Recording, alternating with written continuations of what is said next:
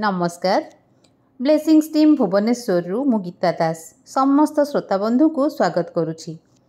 Rukmini and the turning of time the end of an era madam Dena Mariam को लिखित यह सुंदर पुस्तकर अष्टम अध्याय ऑडियो नंबर 31 उपरे आज किछि आलोचना करिबा। यह हेउछि ए अध्यायर शेष भाग।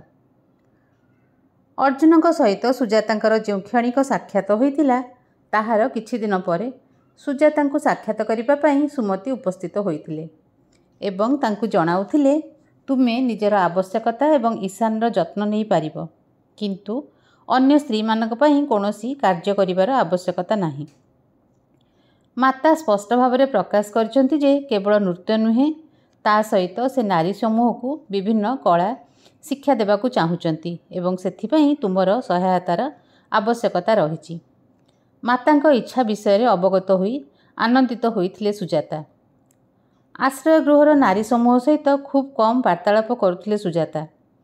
केवल अंबांक सहित से अत्यंत घनिष्ठ थिले, किंतु आश्रय गृह जिबा परे अंबा केबे केबे बारंबार आसुथिले, किंतु समय समय अनेक सप्ताह पर्यंत आसी पारु नथिले। सेथिपई सुजाता निजकू एवं ईशान को नहीं निजर व्यक्तिगत दुनिया रे रही जाउथिले।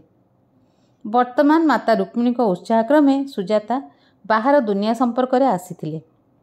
राजप्रसाद बाहर थिबा तांकर संक्षिप्त भ्रमण और राजप्रसाद बगीचारे माता सहित होइथिबा वार्तालाप द्वारा सुजाता निजको सुरक्षित मने करुथिले, एपरिकी से अधिक लोकलोचन को मध्य आसी पारिथिले।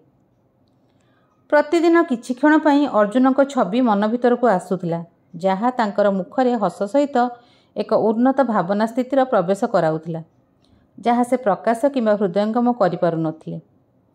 परवर्ती समय रे जेतेबेले अंबा आश्रय गृह को किछि समय पई आसीथिले से तत्क्षणात ताहा लक्ष्य करथिले। सुजाता को प्रश्न करथिले अंबा, तुमे किछि अलगा मने होचो सुजाता, किछि घटिछि? बगीचार पुष्करिणी कूଳରେ बसी सेमाने निजर पिलामानक खेल को लक्ष्य करुथिले।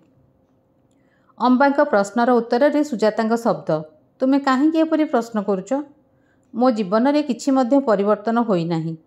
अंबाक शब्द, एपरि मने होउछि गत किछि वर्ष धरी दुख जंत्रणार जो कला बादल तुमको धरी रखिथिला ताहा अपसरी जाइछि। तुमे चिंतामुक्त हेला परि मने होउछ। निश्चय किछि घटिछि। सम्मति सूचक भाव में मथा हलाई सुजाता व्यक्त करुथिले। ଯେଉଁ दिन श्रीकृष्णଙ୍କ आशीर्वादरू ମୁଁ ଉଦ୍ଧବଙ୍କୁ पुनर्बार साक्षात कली एवं तांकु परवर्ती यात्रा पई बंधनमुक्त करिपारिली सेबेठारू मु शांति अच्छी। उत्सुकतार सहित सुजाता को लक्ष्य करी अंबांक शब्द, यह व्यतीत आउ किछि नहीं। स्मरण रख, मु तुमर भगिनी, तुमे मते बोका बनै पारिबो नाही। तापरे राजप्रसाद बाहरे भिड़ मध्य सुजाता किपरि अर्जुन को अति निकटरू साक्षात करथिले ताहा वर्णना करथिले।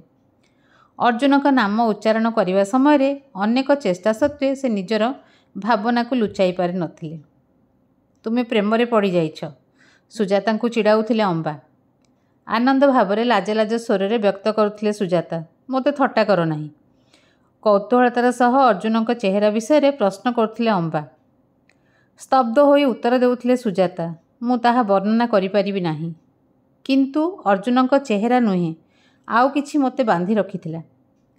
सुजाता शब्द शुणी अति गंभीर स्वर रे उत्तर देउथिले अंबा, जदि माता रुक्मिणी तुमको अर्जुन सहित साक्षात पाई पठाई थिले ताहा पछरे निश्चित रूपे कौनसी गभीर उद्देश्य थिला। मु जानिबाकु पाइली जे आश्रय गृहर किछि नारी अर्जुन सहित समान अनुभूति लाभ करिसंती।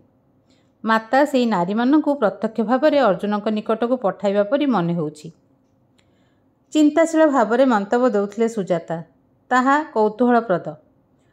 अर्जुन सहित साक्षात परे माता मो निकट को आसी अर्जुन आध्यात्मिक तालीम एवं अर्जुन किपरि मोर रुद्ध हृदय को उन्मुक्त करथिले से विषय वर्णना करथिले, किंतु मु ताहार प्रकृत अर्थ हृदयंगम करि पारि नथिली।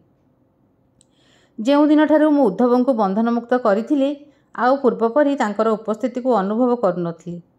प्राय सेही समय रे अर्जुन सहित साक्षात होइथिला, किंतु ताहा व्यतीत आउ किछि घटिछि जहाँ मु शब्दरे व्यक्त करि पारु नाही।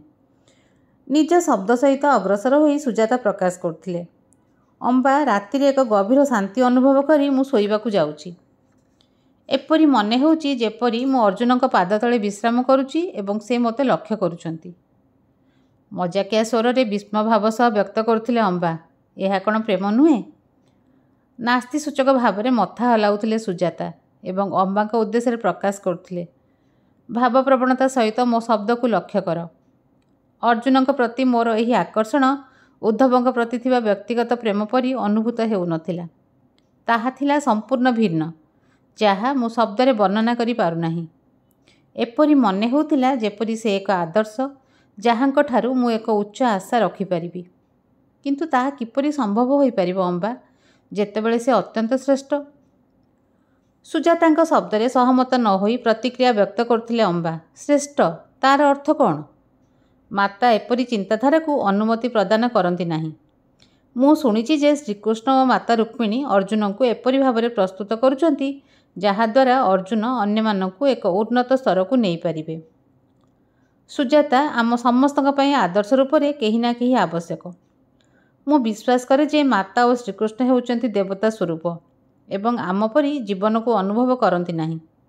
କିନ୍ତୁ ଅର୍ଜୁନ ହେଉଛନ୍ତି ମାନବ ସ୍ୱରୂପ ଏବଂ ଜୀବନର ଯାତ୍ରାପଥରେ ତାଙ୍କୁ ସମସ୍ତ ଘାତ ପ୍ରତିଘାତ ଦେଇ ଗତି କରିବାକୁ ପଡ଼ିବ ଓ ଯନ୍ତ୍ରଣା ମଧ୍ୟ ସହିବାକୁ ପଡ଼ିବ। ମୁଁ ବିଶ୍ୱାସ କରେ ଯେ ତାହାର ଫଳସ୍ୱରୂପ ଅର୍ଜୁନ ଆମ ସମସ୍ତଙ୍କ ପାଇଁ ଏକ ଆଦର୍ଶ। ନିଜର ଲକ୍ଷ୍ୟ ହାସଲ କଲା ପରି ଆମକୁ ମଧ୍ୟ ଅର୍ଜୁନ ଆମ ଭିତରେ ଥିବା ଅନ୍ତର୍ନିହିତ ଶକ୍ତିର ବିକାଶ ପାଇଁ ପ୍ରେରଣା ଯୋଗାଉଛନ୍ତି। ସେଥିପାଇଁ କେବଳ ନାରୀ ନୁହେଁ, ଅନେକ ପୁରୁଷମାନଙ୍କୁ ମଧ୍ୟ ମାତା ତାଙ୍କ ସହିତ ପରିଚିତ କରାଇଛନ୍ତି।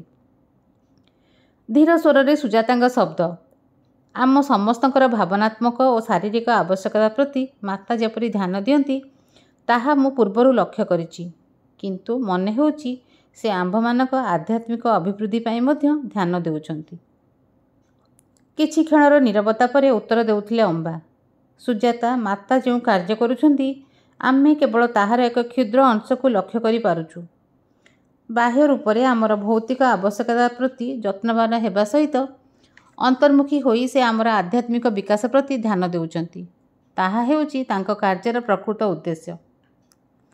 ସମ୍ମତି ସୂଚକ ଭାବରେ ମଥା ହଲାଇ ଈଶାନ ଓ କାଶିନୀଙ୍କୁ ଲକ୍ଷ୍ୟ କରୁଥିଲେ ସୁଜାତା। କିଛି କ୍ଷଣର ନୀରବତା ପରେ ଅମ୍ବାଙ୍କ ଶବ୍ଦ। ସେମାନେ ନିଜ ନିଜର ଦୁନିଆରେ ଅବସ୍ଥାନ କରୁଛନ୍ତି ଏବଂ କେବଳ ଈଶାନ ସହିତ କାଶିନୀ ଖୁସିରେ କିଛି ସମୟ ଅତିବାହିତ କରିପାରୁଛି। ଅମ୍ବାଙ୍କୁ ଲକ୍ଷ୍ୟ କରି ସୁଜାତାଙ୍କ ଶବ୍ଦ। ଅମ୍ବା, ଅନେକ ଦିନ ପର୍ଯ୍ୟନ୍ତ ମୋ ମାତା ରୁକ୍ମିଣୀକୁ ସନ୍ଦେହ କରୁଥିଲି ଏବଂ ମୋ ମା ଦର୍ଶନାଙ୍କ ବର୍ଣ୍ଣିତ କାହାଣୀକୁ ବିଶ୍ୱାସ କରୁନଥିଲି। ମୁଁ ଚିନ୍ତା କରୁଥିଲି ଯେ ସୁନ୍ଦରତାରେ ପରିପୂର୍ଣ୍ଣ ସେ ଜଣେ ରାଜକୁମାରୀ, ଯାହାଙ୍କୁ ସମସ୍ତେ ଅତ୍ୟନ୍ତ ସ୍ନେହ କରୁଥିଲେ ଓ ତାଙ୍କ ବିଷୟରେ କାହାଣୀର କଳ୍ପନା କରୁଥିଲେ। କିନ୍ତୁ ବର୍ତ୍ତମାନ ସେ ମୋ ପାଇଁ ଓ ଅନ୍ୟମାନଙ୍କ ପାଇଁ ଯେଉଁ ସହାୟତା ପ୍ରଦାନ କରୁଛନ୍ତି, ତାହା ତୁଳନାରେ ନିବୁଜ କୋଠରୀରୁ ବାହାରକୁ ଆସିବା ଦୃଶ୍ୟ ଅଦୃଶ୍ୟ ହେବା କିଛି ମଧ୍ୟ ନୁହେଁ। ମାତାଙ୍କୁ ସନ୍ଦେହ ଦୃଷ୍ଟିରେ ଦେଖିଥିବାରୁ ମୁଁ ଲଜ୍ଜା ଅନୁଭବ କରୁଛି। ଉତ୍ତର ଦେଉଥିଲେ ଅମ୍ବା। ମୁଁ ଶୁଣିଛି ଯେ ମାତା ପ୍ରଶ୍ନ ପଚାରିବା ପାଇଁ ଜନସାଧାରଣଙ୍କୁ ଉତ୍ସାହିତ କରନ୍ତି। କେହି ମନ ଭିତରେ ତାଙ୍କ ପାଇଁ ସନ୍ଦେହ ରଖିଲେ ସେ ଆଦୌ ବିରକ୍ତି ପ୍ରକାଶ କରନ୍ତି ନାହିଁ। କିନ୍ତୁ ପ୍ରଶ୍ନ ନ ପଚାରିବାର ଉଦାସୀନତା ବା ଆଗ୍ରହଶୂନ୍ୟ ଭାବକୁ ସେ ପସନ୍ଦ କରନ୍ତି ନାହିଁ। ଅନେକ ତାଙ୍କୁ କେବଳ ଶ୍ରୀକୃଷ୍ଣଙ୍କ ମହାରାଣୀ ମନେ କରନ୍ତି ଏବଂ ତାହାଠାରୁ ସେ କିଛି ଅଧିକ ତାହା ଜ୍ଞାତ ନ ହୋଇ ଏହି ଆଶ୍ରୟ ଗୃହରୁ ପ୍ରସ୍ଥାନ କରନ୍ତି। ସନ୍ଦେହ କରିବା ଏକ ସ୍ୱାଭାବିକ କ୍ରିୟା। ତେଣୁ ସୁଜାତା, ତୁମେ ନିଜକୁ ସମାଲୋଚନା କର ନାହିଁ। ଶାନ୍ତ ସ୍ୱରରେ ସୁଜାତାଙ୍କ ଶବ୍ଦ। ମୁଁ ଆଶା କରୁଛି ଯେ ମୋର ସନ୍ଦେହ କରିବା ଦିନଗୁଡ଼ିକ ଅତିକ୍ରାନ୍ତ ହୋଇଛି। ମୋ ଜୀବନ କେବଳ ବର୍ତ୍ତମାନ ନୁହେଁ, ପରବର୍ତ୍ତୀ ଜୀବନରେ ମଧ୍ୟ ମାତାଙ୍କ ତତ୍ତ୍ୱାବଧାନରେ ରହିଛି। ତାହା ମୁଁ ଅଧିକରୁ ଅଧିକ ଅନୁଭବ କରୁଛି ଏବଂ ତାହା କେବେ ମଧ୍ୟ ଭୁଲିବାକୁ ଚାହୁଁନାହିଁ। ଧୀର ସ୍ୱରରେ ଉତ୍ତର ଦେଉଥିଲେ ଅମ୍ବା। ତୁମେ କେବେ ମଧ୍ୟ ତାହା କରିବ ନାହିଁ। ହଠାତ୍ ସୁଜାତାଙ୍କ ମନ ଅର୍ଜୁନଙ୍କ ନିକଟକୁ ଚାଲିଯାଇଥିଲା। ଭବିଷ୍ୟତରେ ଅର୍ଜୁନ ତାଙ୍କ ପାଇଁ କିପରି ଅର୍ଥ ପ୍ରଦାନ କରିବେ ସେ ବିଷୟରେ ଜ୍ଞାତ ହୋଇପାରୁନଥିଲେ ସୁଜାତା। କିନ୍ତୁ ମାତାଙ୍କ ଶବ୍ଦ ଅନୁଯାୟୀ ଅର୍ଜୁନ ତାଙ୍କର ହୃଦୟକୁ ଉନ୍ମୁକ୍ତ କରିଥିଲେ।